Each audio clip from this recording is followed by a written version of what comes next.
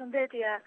Ka ndodhur sërish një tjetër shpërthim tritoli i cili është regjistruar pak pas mesnate në fshatin Lazarat.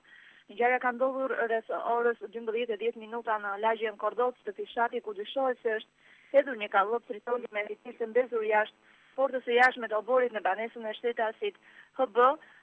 dhe nga brimet e konfirmuara rezulton se bëhet fjalë ndoshta është e mundshme që të bëhet fjalë për një konflikt pronosie të këtij shtetasi.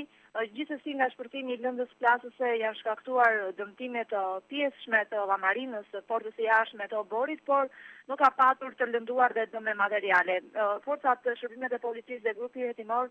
ndodhen në vendngjarje dhe po vijojnë veprimet për zbardhjen e ngjarjes për identifikimin dhe kapjen e autorit. 3 ditë më parë, uniformat blu kanë sekuestruar 12 kg tritol gjetur të fshehura në një tunel në fshatin Lazarat dhe gjetja e lëndës plasëse ka ndodhur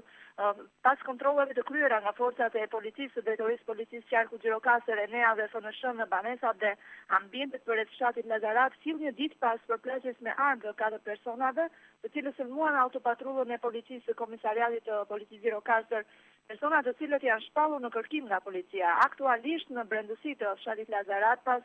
ngjarjes së ndodhur mbrëmjen e 18 marsit, qarkullojnë 2 patrulla policore, ndërkohë që deri para kësaj ngjarje prej qershorit 2014 në Lazarat ndodhej e stacionuar vetëm një tillë dhe kontrollet të imtësishme po ushtrohen për të gjitha mjetet e lëvizme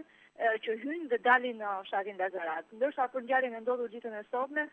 presim ende konfirmime të mëtejshme nga policia për zbardhjen e mëtejshme të kësaj ngjarje.